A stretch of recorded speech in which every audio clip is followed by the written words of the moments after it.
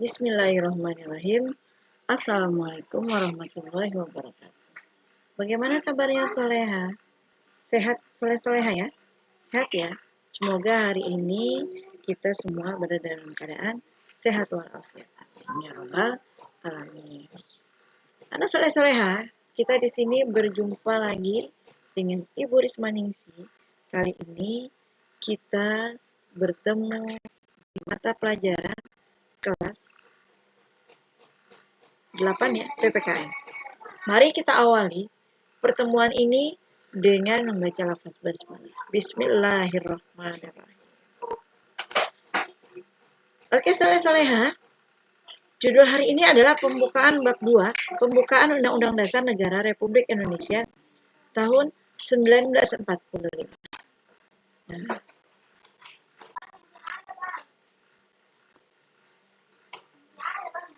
kedudukan Undang-Undang Dasar 1945 sebagai hukum dasar tertulis yang berisi norma, aturan ketentuan yang harus dan wajib dilaksanakan, ditaati, dan mengikat seluruh komponen bangsa, baik pemerintah, lembaga tinggi negara, lembaga masyarakat, warga negara sebagai sumber hukum tertinggi di Indonesia.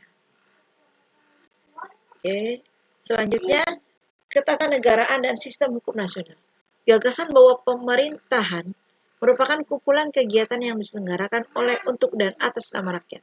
Tetapi dikenakan beberapa pembatasan yang diharapkan akan menjamin bahwa kekuasaan yang diperlukan untuk pemerintahan itu tidak disalahgunakan oleh mereka yang mendapat tugas untuk memerintah.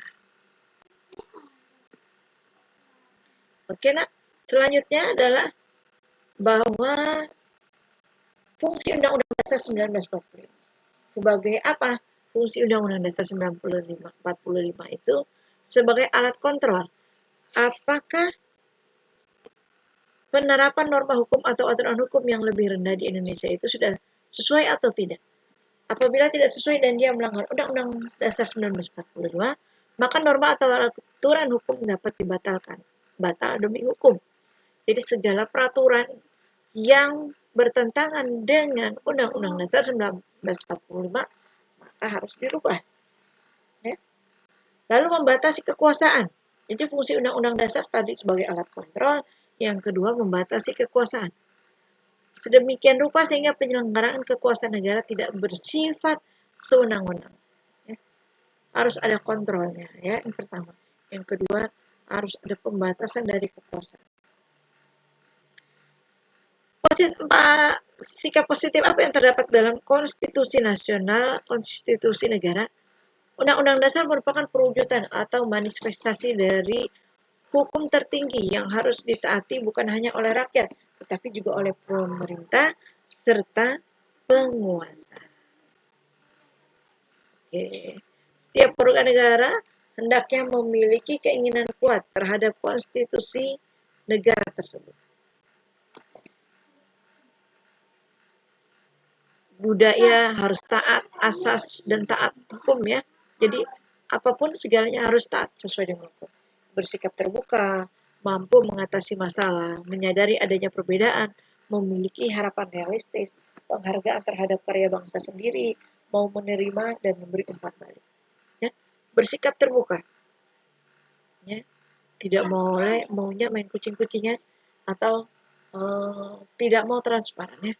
Mampu mengatasi masalahnya, berusaha mengatasi masalahnya, tidak selalu menjadi konflik ya, menyadari adanya perbedaan. Nah, adanya perbedaan dalam negara ini, kita bukan hanya dari satu golongan, tapi banyak golongan, ada berbagai suku, yang pasti dari suku-suku itu pun harus kita sharing ketika tidak sesuai dengan pembukaan Undang-Undang Dasar.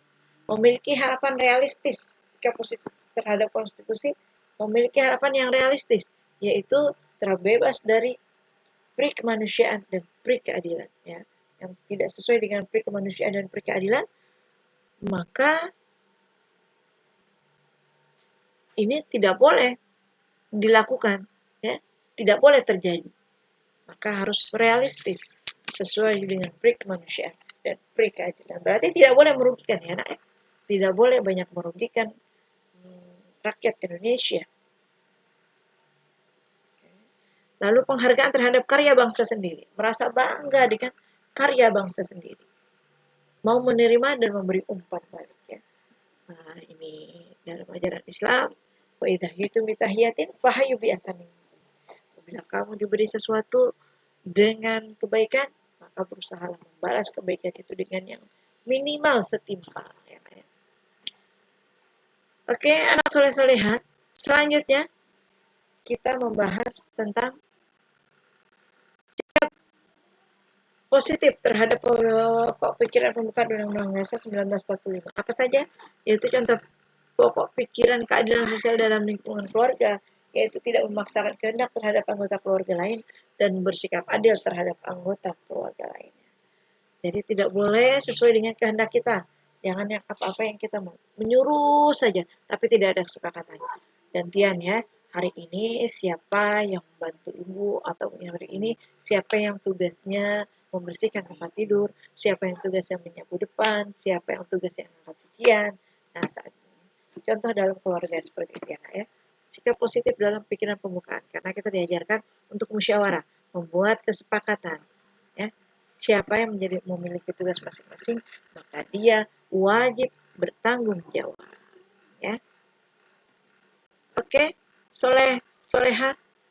Hari ini bahasan kita dilanjutkan dengan sikap positif terhadap pokok-pokok pikiran dalam pembukaan Undang-Undang 16 Pokok pikiran pertama, sikap positifnya adalah ikut serta melindungi keluarga, teman, dan masyarakat lainnya dari ancaman teroris atau ancaman lainnya yang dapat merobohkan persatuan bangsa. Pokok pikiran kedua, membantu fakir miskin, bakti sosial. Pokok pikiran ketiga, memudayakan musyawarah dalam kehidupan sekolah, keluarga, masyarakat, dan tempat lainnya. Segala keputusan diambil dengan cara bermusyawarah ya. Karena kita memiliki beda pemikiran. Setiap individu memiliki pemikiran yang berbeda-beda. Tetapi sebagai makhluk sosial, kita maka manusia yang saling membutuhkan. Pokok pikiran yang keempat, memelihara sikap luhur dengan bersikap ramah kepada setiap orang, gemar membantu orang lain. Nah, ini ya, kita berempati. Ketika kita bertemu dengan orang yang baik, sifatnya luhur, sifatnya mulia, maka kita pun merasa nyaman. Nah, seharusnya pun kita memiliki sifat-sifat yang luhur tersebut. Nah, agar memberi kenyamanan buat semua orang, khususnya untuk rakyat Indonesia, sehingga negara kita menjadi negara yang tentram. Baldatun thayyibatun warabun ghafur. Oke, anak soleh-soleha, demikian pembahasan kita kali ini. Silakan kalian tulis di buku tulis ringkasannya. Oke. Kita akhiri dengan hamdalah, alhamdulillahirabbil alamin. Wabillahi taufiq wal hidayah. Wassalamualaikum warahmatullahi wabarakatuh.